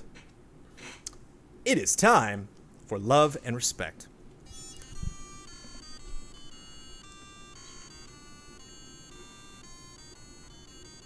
Love and respect. From Joe Maggs. I'm a 100% certified Sony pony, but I'm absolutely floored by how impressive Microsoft Flight Simulator 2020 is. From the near one-to-one recreation of the entire Earth to the inclusion of actual live flights showing up in the game world, it's hard to think of a game I've seen take such a leap in game tech in a single package without the need for modding. My question is, do you think this mapping technology can be utilized in more normal games eventually? I realize that there are limits, but I can't help imagining the possibilities of a game set in the location of your choice. The novelty of just being able to fly over places I've lived in is amazing. So I can't imagine the satisfaction if games eventually allowed this to happen on foot or even by car. Would love to hear your thoughts. Dude, ever since I was a little kid, I had the dream of a game just called Earth. And it's a one-to-one recreation of everything on the planet. Google Earth is close, and this. You could just, then it's like GTA or whatever. You can do whatever you want. You know, it'd be bonkers. I can't imagine it being populated because I know the big thing with open world games is AI for everyone. So like, Flight Simulator doesn't have to deal with that. So I can imagine that, like Ian said, where you just get to cruise around. And there's no people. Well, I meant like people are simulating. I mean like literally simulation theory, like make a planet and we are their gods. Framework. Yeah. But I think one of the things that I wonder... I'm sorry, Blood, you were going to say something. You're third on the list. I'm third on the list. Go, Blood. No, I think one of the... I mean, two of the limitations that kind of come up is number one is, you know, the resolution of how detailed the satellite imagery and stuff can get. One of the things that it becomes very clearly apparent if you start to fly low in Flight Simulator is that it doesn't have a clue what to do with trees. You know, like a palm tree just looks like a pillar, and then other trees, you just start getting like all these weird warped shapes around houses and buildings. There's some really great glitches. One city is like an obelisk that's just like miles tall and like, yeah. Yeah, that's a little bit of a different situation. I don't know how that happened. But... It might be there, you don't know. And then the other thing, you know, thinking about, you know, you get a lot of that detail in a city like Los Angeles because of like Street View and all of those cars that drive around.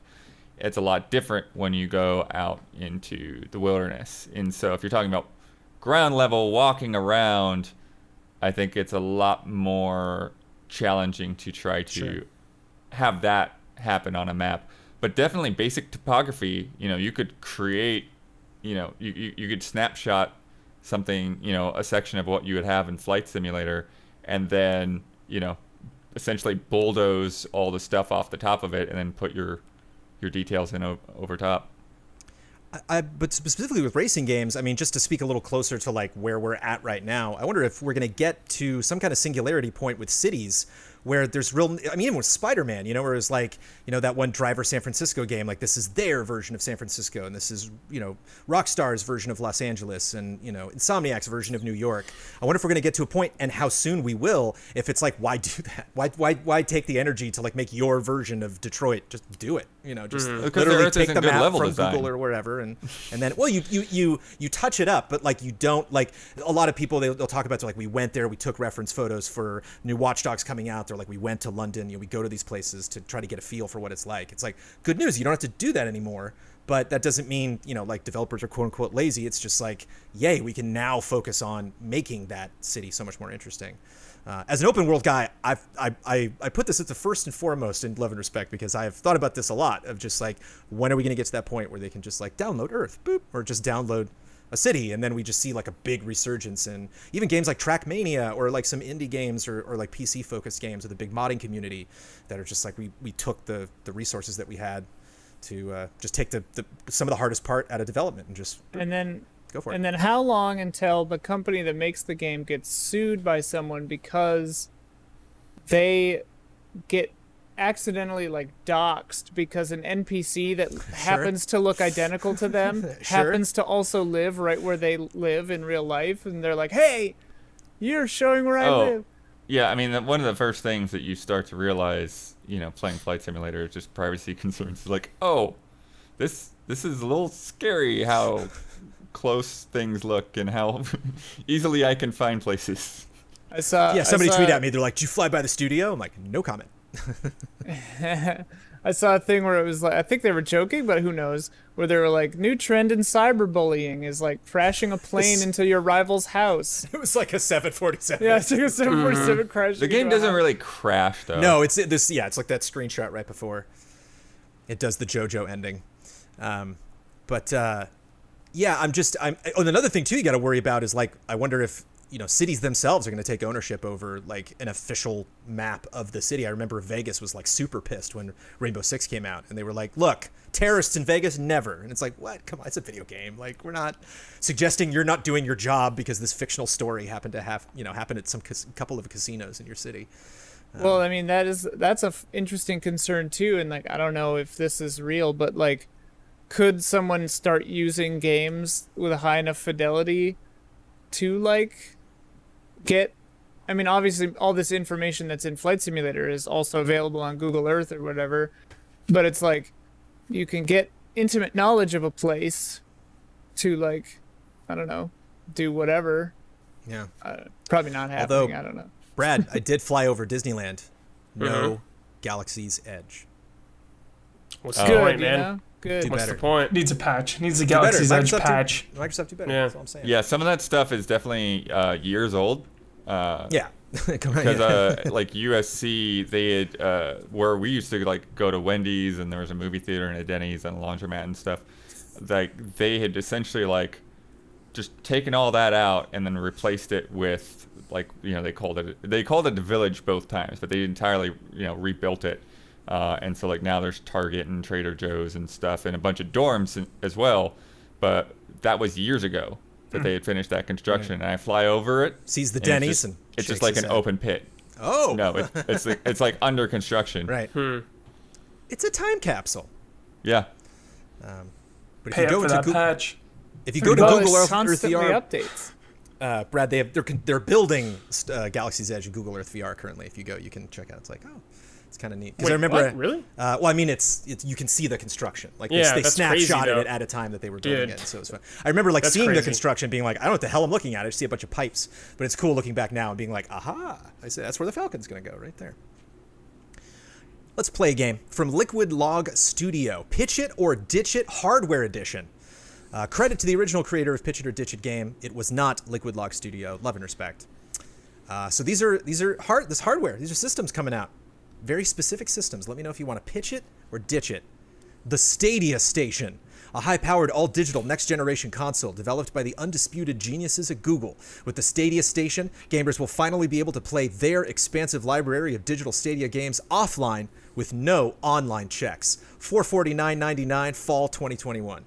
Ditch Ditch it. Ditch it. Ditch. Ditch. Ditch. Get it out of my face. Yeah. Get that out of here. Pull the plug, Google. It's good to know, virtually, digitally here in the Easy Allies era that I can still put stuff in your face, Huber. That's nice. I was a little too close with that one. It feels good. The Switch XD. The Switch XD expands options to players who are looking to get an extra kick out of their Nintendo Switch. In addition to increased power, gamers can now play their favorite Nintendo Switch titles in stunning glassless 3D. Players not interested in the 3D can instead choose to utilize the extra dimension of power to experience improved graphics, frame rates, and battery times. Enter into an extra dimension of gaming. Spring 2021, $39.99. Or just, $399. Pitch $39.99. I'm in. Yeah. Dude, pitch the hell out of this. I've been wanting this for like 2 years. Yeah, we need it. I feel don't like need I'm a the little 3D. limited on the information. So, You get pictured the whole package. You can't, pitch you it, can't change pitch it. nothing. All right. You want the haven't- extra- You haven't sold it to me yet. You're just saying like, oh, it's gonna be better, but like 4K or what's the better here? Like Improved It's called graphics and XD, frame rates and Bloodware. battery times. improved means nothing. All right. Xbox Go, the newest member of the Xbox family. The Xbox Go is an all-digital handheld system that is backwards compatible with over 400 Xbox 360 and original Xbox titles. Additionally, gamers can now take modern classics such as Minecraft, Cuphead, Master Chief Collection, and more with them on the go. With a Wi-Fi connection, the XBG seamlessly connects with xCloud and grants gamers complete access to their Game Pass library. Spring 2021, $269. $269. Pitch it. Yeah, pitch it. Yeah, pitch it, I guess. Yeah, Pitch pitch it. that. You don't say I got Android it's an phone. What the hell Xbox do I need Switch, this for? right? Yeah. Yeah. Xbox Switch. Pitch it. DS Lite Classic. The newest addition to the Nintendo Classic hardware line. Enjoy high-resolution versions of age-old favorites, including Rhythm Heaven, Nintendogs, Brain Age, and more. Summer 2021, $129. Only $129. Nah. I'd buy it. The DS Lite. Brad's in. I'd buy it. Would you pitch it, though? Sure, Nintendo fans will buy anything, dude. Pitch it, yeah, pitch it. Me included. I'll buy it. Pitch it. Nah, DS market's dead. 3DS market's dead. Nah. Dude, there's so many people out Put there. them on with Switch. Yeah, Dude, just people put are it on buying. Switch. People are buying those like new Game Boys, pre-ordering that. That's like a year away. Bloodworth. People will buy stuff like this. Pitch it. But Brad, would more people buy the PlayStation 2 Classic, the follow-up to the hotly discussed PlayStation Classic? The PS2 Classic comes complete with save states, analog sticks, and loaded with over 14 cult classics like Psyops, Super Monkey Ball, and others. 14? Psyops. Only said Hey, 14 and it's mentioned keeping in spirit Psyops and with the Super other Monkey Ball and others. Holiday 2021, $200. For I like 14. Take it back to the 200. drawing board. 200. No. 200. Do better. Take it back to No. the drawing Yeah, board. There's, Come back there's when some it's more missing- games. No, no. Alright. Yeah. Well, I like what I love Half-baked. about this pitch is because it's crappy in the same way as the PS1 Classic. It's just like got Right. very few nothing games. Yeah, a PS2 Classic without SSX is just Well, it's stinky. 14 games. At least the PS1 Classic had 30 or something. Yeah. And finally, the Switch Beam. A Switch with no screen?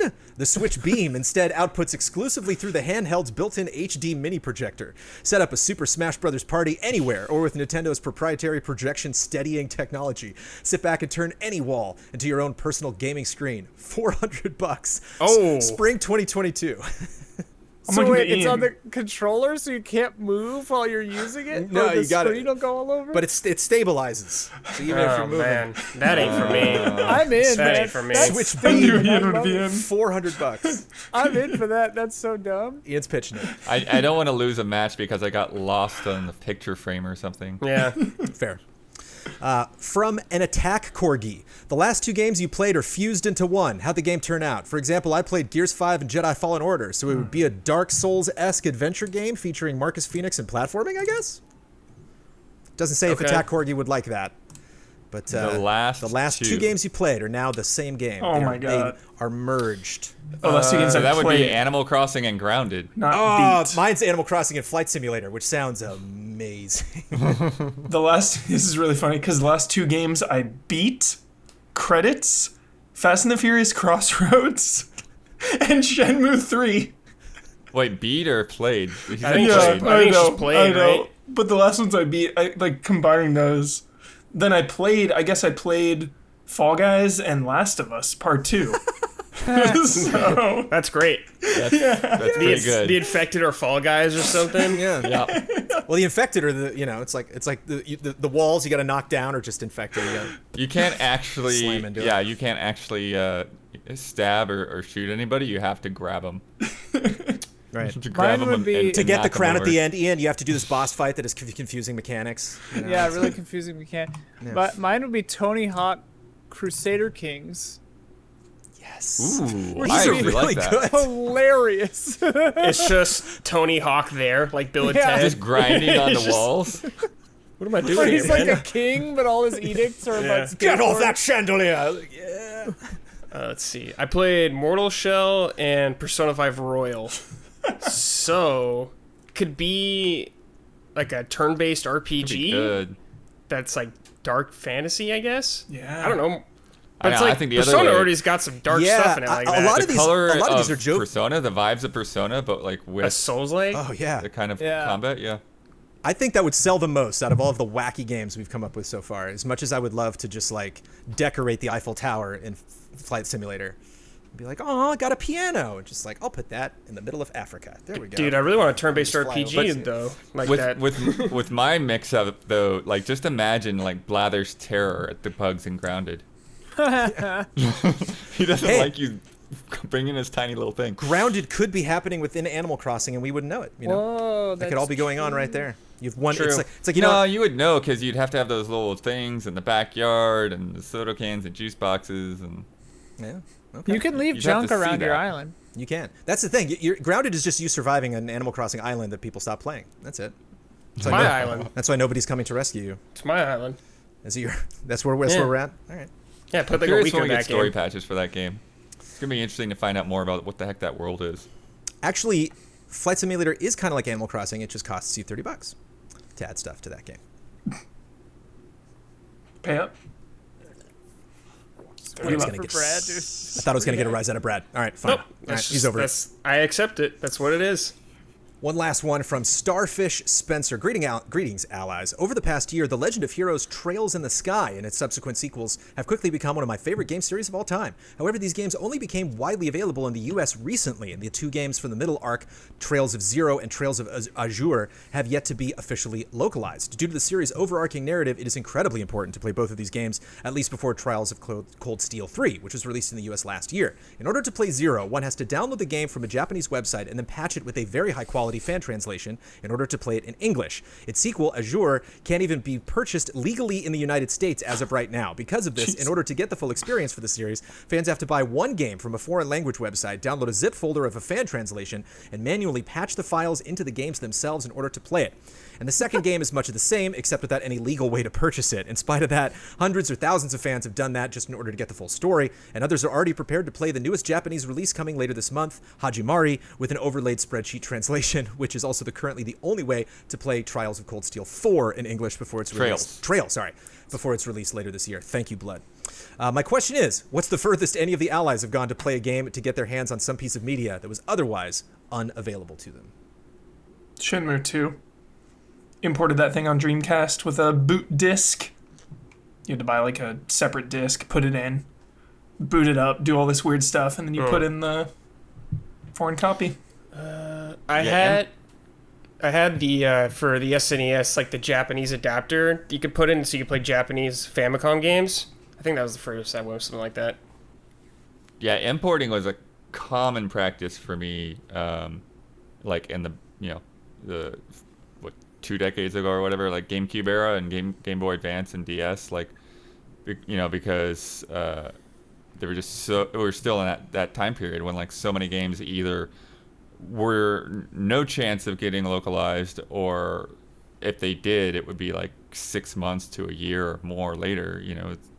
It's really only been in like the past 5 to 7 years that a lot of these series have been reliably coming out here. So but yeah, like crazy stuff like Donkey Konga and Doshin the Giant.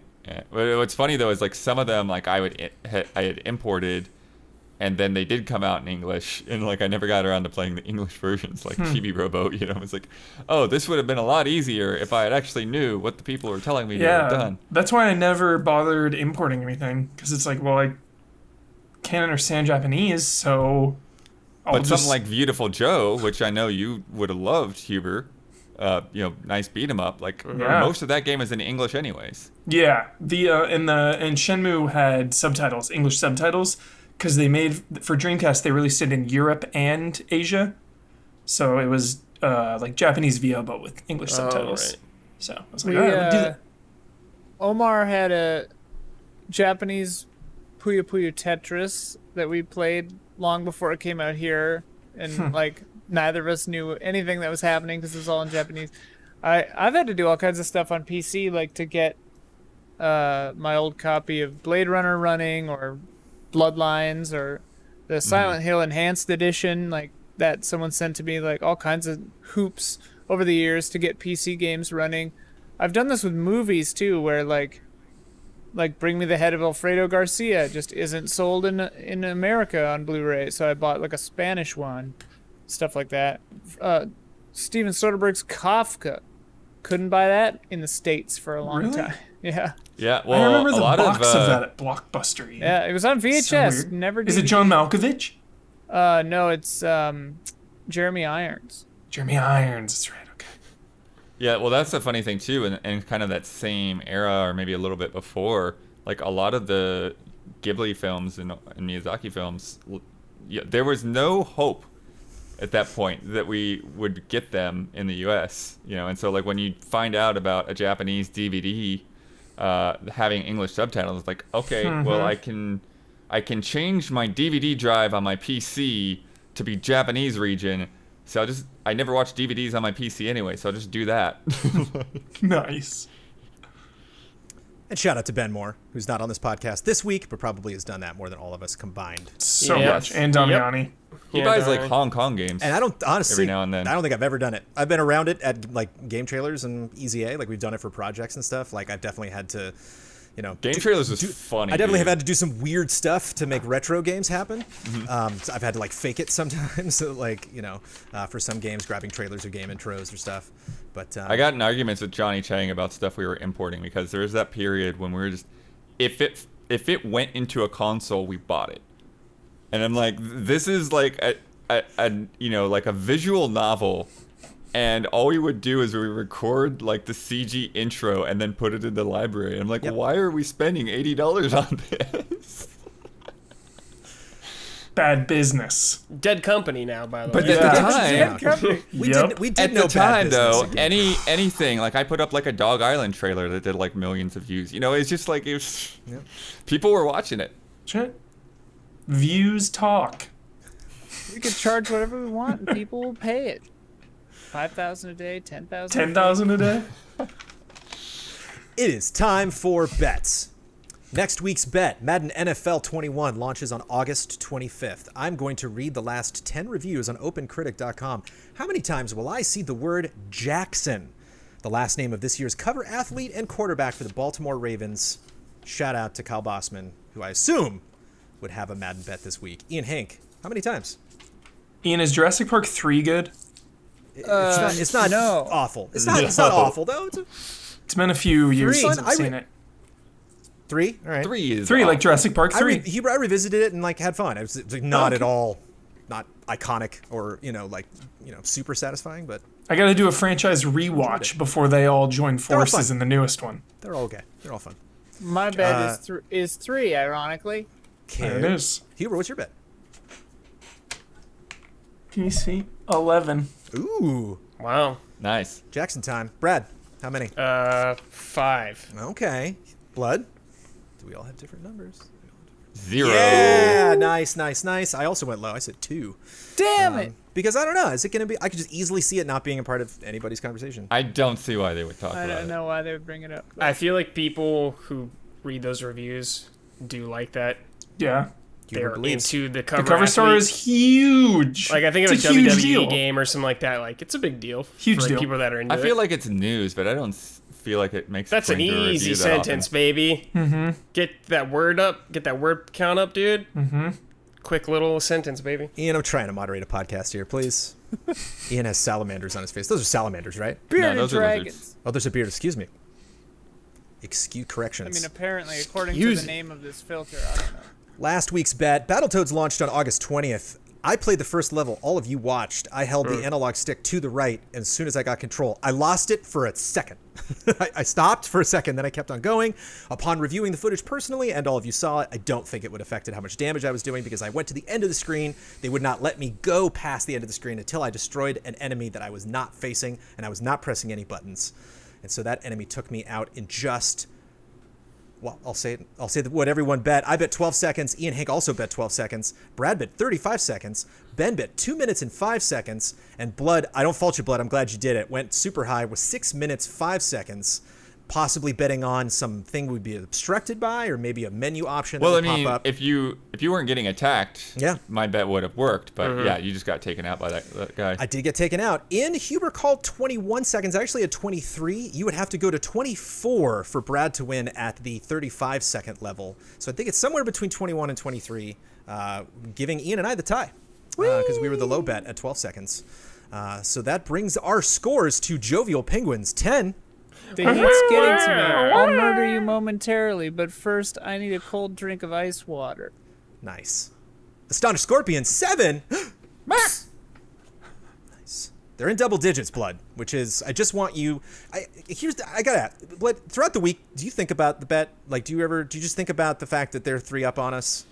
Does that like cross your mind, or are you I reminded don't only think in the podcast about the and then we move on? score too much, but yeah, or the maybe if we're like behind, but Okay. it depends on the bet. Like there's certain bets that they resonate with me, so I'll look at that. Like Fall Guys, Right. I was looking at that all week. Yeah. So Madden, yeah. Resonates. Madden, probably No. not gonna Probably look at gonna those forget reviews. about that one. Yeah. Aw. Let me tell you about patreon.com/easyallies. Everyone, if you are listening to this podcast, we have a Patreon. We are supported primarily by that Patreon. We have a lot of people supporting this, but of course, we could always use more. And if you're just new to Easy Allies and you would like to learn more about the Easy Allies, you can go to patreon.com/easyallies and not only support us in various financial ways, but you can learn more about the stuff that we do, which is much more than podcasts. We do live streams. We have all sorts of fun shows. We do special features. We have a special feature on Luminous Productions that premiered recently. Blood and I sat down with a friend of his, as we said, who's a real-life pilot, and talked about our shared experiences in Microsoft Flight Simulator. And if you, for just $1, you get access to a lot of early access stuff. Ghost of Tsushima was the last spoiler mode that we did, exclusive to our Patreon. Exclusive stuff. The early access is $5. Correct, sorry. Exclusive stuff for $5. You get the early access stuff, including this podcast. If you would like to get all of the spicy hot takes 2 days early on Fridays of every week. My power was out a lot today. I was worried our podcast was going to be a little late, but we managed to pull it off. Knock on wood. Still got power for the last part of this podcast. Or you can get that Sunday if you listen for everybody else. But I get less nervous when it's at night. But man, that was a little scary today because I got to get all that research. For $250 at patreon.com/easyallies, you join the shout-out tier. We do have spots open, but we have a bunch of lovely people that have joined that tier. And I am about to read all of them off. Ian, as usual, you will kick us off. I will follow you. Brad, you're after me. Blood, you're after Brad. Huber, you are the caboose right at the end. Shout out to Caleb Togi Crawford, Delisi, L. Fanis, Greg the Dark Knight Kettering, Jeff Zio VGM Easton, and J.L. Burton, LLC. Shout out. Shout out. Shout out. Nice. Ian, you and I won. We get to promote any Easy Allies video we'd like to promote. We get to the final word on anything we've disagreed with, want to reiterate, or just popped into our head, and we get to sign off with our trademark sign off. But we gotta Rochambeau, baby. What do you want? I'm feeling generous. I'll give you 2 of these. Which ones do you want? Final word and the sign off, I guess. Okay.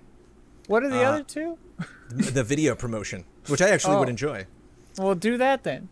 I have already talked about this video, but I am going to promote it again. Blood and I sat down with Daniel Giesland, who is Blood's longtime friend. I keep wanting to, every time a new game comes out, I'm going to check in with Blood and be like, do you have an expert race car driver? Do you have an expert? But it's a very jolly conversation and really fascinating to get that take on what was different about the game. It was fun because it's a simulation. You can access everything immediately. And so he was like, well, this particular plane, and it's like, hey, it'll take me 2 minutes to get that footage. Why don't I just go get that right now? So a lot of the stuff specifically that he mentioned. You'll also get to see gameplay from Bloodworth playing and me playing as well. I did fly over Disneyland. I did make sure to get that shot in there. We have no plans currently for Huber. You and I are going to co-op that game as soon as possible. But we currently have no plans and will very likely not be doing a review of Microsoft Flight Simulator because how? Dude, do they have two pilot planes, co-pilot? Not yet. I looked into it for a $30. thing I want to do Huber, with Omar. $30. $30. $30, dude. You Commercial can plane. So if fly you are- separate planes at the same time, but not, you are not wondering- yet in the same. But it's fun. We gotta find each other. We can't queue into the same game. We just both gotta be like, you go to Paris. Okay, we'll both go to Paris. And then you're like, oh, there he is. Nice. Should be fun. Should be an interesting multiplayer stream. Yeah, check that out. Our YouTube channel. If you're wondering, where's that Microsoft Flight Simulator coverage from Easy Allies? There it is. Ian, final word and sign off. Final word, I guess. You gotta vote. You gotta vote, and please do it. And obviously, I have my preferences. Vote for who you want to vote for, but I would say if you're undecided or thinking you don't want to vote, you should definitely vote. And definitely don't vote for someone who doesn't have a chance at winning. Vote for one of the big ones, because it's worthless otherwise. You're voting against who you don't want. You're not voting for who you want. But yeah, vote for who you want. As long as it's one of the 2 big ones. This is to Americans. To non-Americans, I don't know what's going on in your part of the world. Probably they might vote voting too. as well. Yeah. Same rules apply, probably. I don't know. I'm super stressed about it, but whatever. It's fine. Good night and good game.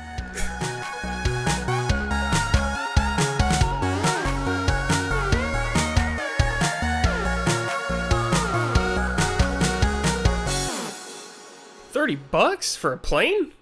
Get it out of my face. All right, here we go. Wait. Wait, what? Oh, okay. Oh no. Oh no, it's Oh, there we he go. goes. Okay.